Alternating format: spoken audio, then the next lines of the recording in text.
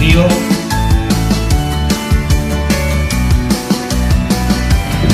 মোহাম্মদ পারভেজ শেখ হৃদয়, এখানে বিশিষ্ট সমাজসেবকগণ উপস্থিত আছেন। উপস্থিত ছিলেন প্রধান অতিথি হিসাবে চট্টগ্রাম বিভাগীয় কমিশনার সাহেব সহ আজকে আপনারা যারা উপস্থিত হয়েছেন সকলকে আমার ব্যক্তিগত পক্ষ থেকে সংগ্রামী শুভেচ্ছা অভিনন্দন। আমরা জানি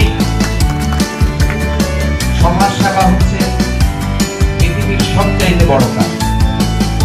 এই কাজটা যদি আমরা করতে পারি আমাদের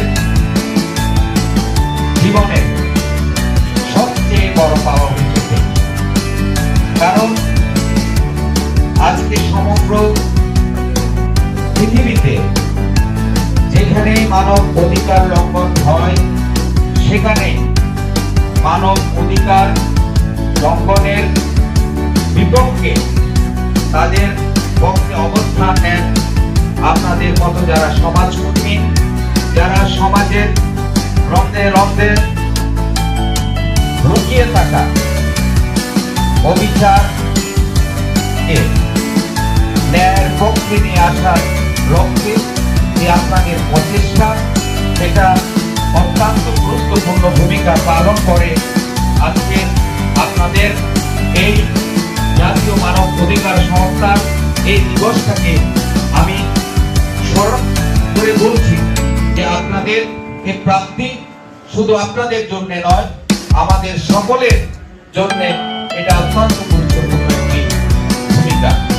আমরা বিশ্বাস করি আজকে সমগ্র বাংলাদেশে যে বর্তমান পরিস্থিতি হয়েছে সেটাকে আপনাদের নজরে এনে যেখানে মানবাধিকার লঙ্ঘন হবে সেখানে আপনাদের ভূমিকা থাকবে। আমরা মনে করি আপনারা সাংবাদিকদের পাশাপাশি আপনাদের যে ভূমিকা এটা অত্যন্ত গুরুত্বপূর্ণ।